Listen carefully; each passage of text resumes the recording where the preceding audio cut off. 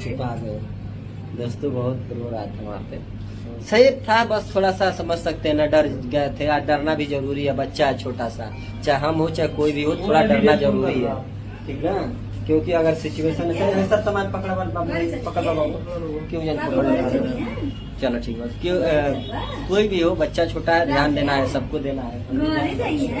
आप लोग निकाल के चप्पलवा पैर छूला पैर छूला मौसी के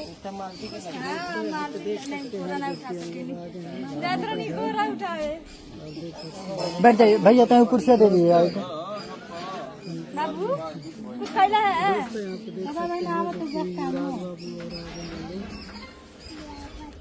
आवत हवा। अरे बाप, यूट्यूब चैनल में आप लोग का स्वागत है। तो आप लोग यहाँ कहीं हैं, समझते हैं और न्यू ब्लॉग में।